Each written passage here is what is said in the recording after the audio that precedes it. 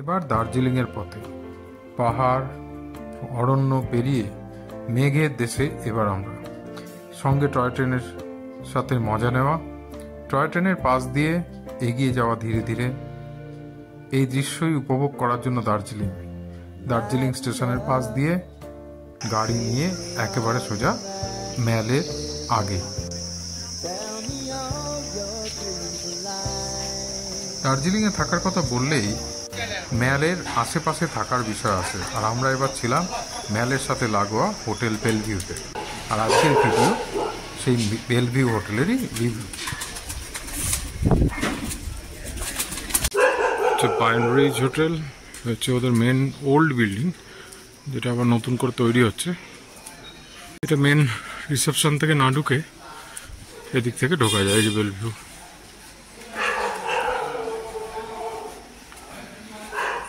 সুন্দর করে সাজানো,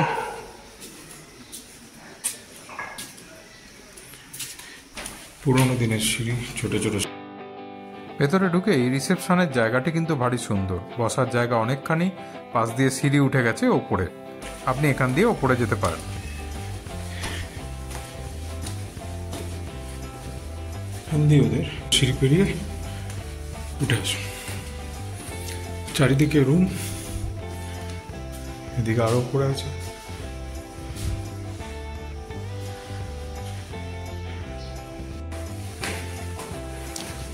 আমরা কিন্তু একদম টপ ফ্লোরে আছি, সুইট রুম।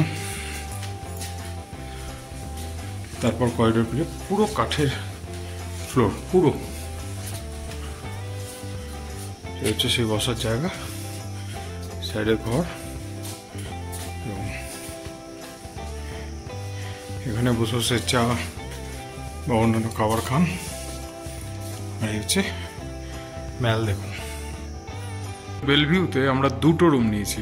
প্রথমে দেখাই রুম নাম্বার 52। এ হচ্ছে 52। এখানে আমার ছেলে মেয়ে আছে। পুরোনো দিনের কাঠের সব ঘর আসবাবপত্র। এ হচ্ছে ডবল বেড, বাচ্চা নিয়ে 3 জন থাকতে পারেন। এ হচ্ছে দুটো ওয়ার্ড্রপ গোছের, অনেক কিছু রাখার, একটা টেবিল, সবই পুরোনো দিনের কাঠের। দেখুন, এই আরেকটা টেবিল লাগেজ রাখার জন্য, একটা চেয়ার রয়েছে, একটা টিভি রয়েছে, যদিও সেটা আমাদের খুব একটা কাজে লাগবে না, তাতে টেবিল, এখানে একটি টেবিল, এই যে একটি চেয়ার, এই যে একটি চেয়ার, এগুলো সোফা টাইপের। আর এদিকে যে জানলা রয়েছে সেদিক থেকে এদের গার্ডেনটা ভিউ করা যায়, এবং ওই দেখুন ওদিক থেকে ভিউ রয়েছে। এবার আসি এখানে রয়েছে একটা বড় ড্রেসিং টেবিল অর্থাৎ আয়না। বাথরুমে রয়েছে কমোড, বেসিন, আয়না, শাওয়ার আর গিজার।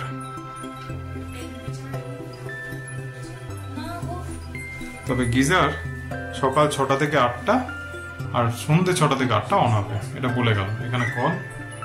পাশের রুম আমাদের দিয়েছে নাম্বার 53। এটা আরেকটা ডবল বেডরুম। এই হচ্ছে same double bed, wardrobe, table, বাচ্চা নিয়ে 3 জন থাকতে পারেন। ওর পাশে একটি টেবিল, একাধিক মোবাইল চার্জিং পোর্ট, লাইট, একটি টিভি, দেখার ইচ্ছে থাকলে অবশ্যই কাজে দেবে, টেবিল, সোফা, এখানে একটি টেবিল, টেবিলের ছড়াছড়ি। এই যে টেবিল, এখানে একটি ড্রেসিং টেবিল, আয়না, এখানে আবার একটি সোফা, এখানে একটি টেবিল, এবং এদিকে হচ্ছে ওই গার্ডেন ভিউ যেমন বললাম। এই হচ্ছে বাথরুম এই ঘরে। এখানে হচ্ছে বেসিন, দুরকম কলি আছে, ঠান্ডা গরম, আয়না, গিজার, কমোড, বালতি এবং মিক্সার। বেরোনোর পরই যেটা সব থেকে ইন্টারেস্টিং, আসুন, এই করিডোর। এই দেখুন ম্যাল একদম লাগোয়া। এই যে দেখছেন ম্যাল। এই হচ্ছে আকাশ পরিষ্কার থাকলে কাঞ্চনজঙ্ঘা, নিশ্চিতভাবে আমরা কাল সকালে দেখতে পাবো। এদিকে ভিউ রয়েছে। আর এই হচ্ছে বসার জায়গা। এখানে চা বা খাবার নিয়ে আরামসে সকাল সন্ধে বসুন, খান। এবং আমরা একটু দেরি করে পৌঁছেছি, তাই একটু হালকা ফ্রাইড রাইস আর চিলি চিকেন নিয়ে এসেছি এদের রেস্টুরেন্ট থেকে। দিয়ে দেখুন, এই যে দেখাচ্ছিলাম তখন, জাস্ট এই যে ঘরের বাইরে বসুন।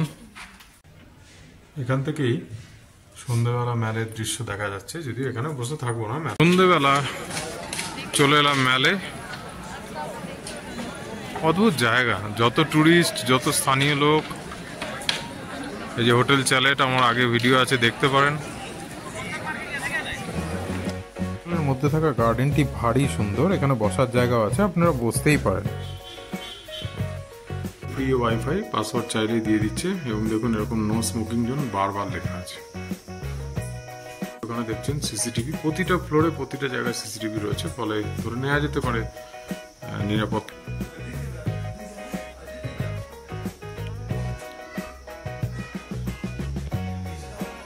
রুমের ভাড়া কত? এই রুমের ভাড়া হচ্ছে 2500 টাকা করে। ডবল বেড, সঙ্গে একজন বাচ্চা রাখতে পারেন, তার বেশি কিন্তু ওরা অ্যালাউ করছে না। ফলে আমরা যেহেতু আমার ছেলে মেয়ে যেহেতু বড় বয়সে, সেই কারণে আমাকে কিন্তু দুটো রুম নিতে হয়েছে। সঙ্গে তো যেমন জিএসটি আছে পার পার্সন, সেটা আপনাকে দিতে হবে। এর সাথে কিন্তু কোনো রকম খাবার ইনক্লুড নয়, অর্থাৎ চা ব্রেকফাস্ট কিছু নেই। এটা হচ্ছে এদের সব থেকে কম দামি ঘর আমি যেটা দেখালাম। এবং যে ফ্লোরে আছি, হয়তো এত ওপরে বলে এই ভাড়াটা কম। এবার নিচের ফ্লোরগুলো ঘর আপনি যদি নেন, সেখানে ভাড়া 3, 3.5, 4,000 পর্যন্ত আছে। সুইট রুমের ভাড়া 4,500 টাকা, তার সাথে জিএসটি অ্যাড হবে।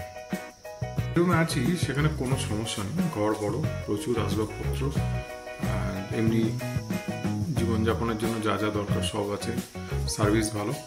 কিন্তু যাদের একটু হাঁটার অসুবিধা আছে বা সিঁড়ি ভাঙার অসুবিধা আছে, তাদের ক্ষেত্রে কিন্তু একটু সমস্যা। আমার ওয়াইফেরই একটু সমস্যা রয়েছে, খুব ধীরে ধীরে সিঁড়ি উঠেছে।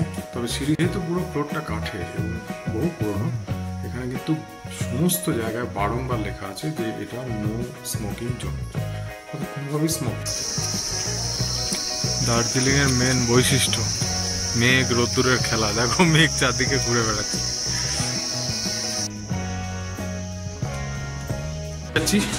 আজ দার্জিলিং থেকে এবং হোটেল বেলভিউ থেকে। এবার বাড়ি ফেরার পালা, সঙ্গে মন খারাপ তো আছেই। আমাদের এই হোটেল বেলভিউয়ে যদি রিভিউ ভালো লাগে, তাহলে প্লিজ লাইক, শেয়ার এবং সাবস্ক্রাইব করবেন। এবং অবশ্যই সবাই ভালো থাকবেন এবং বেড়াতে চলে আসুন পাহাড়ে, থাকুন প্রয়োজন হলে হোটেল বেলভিউতে।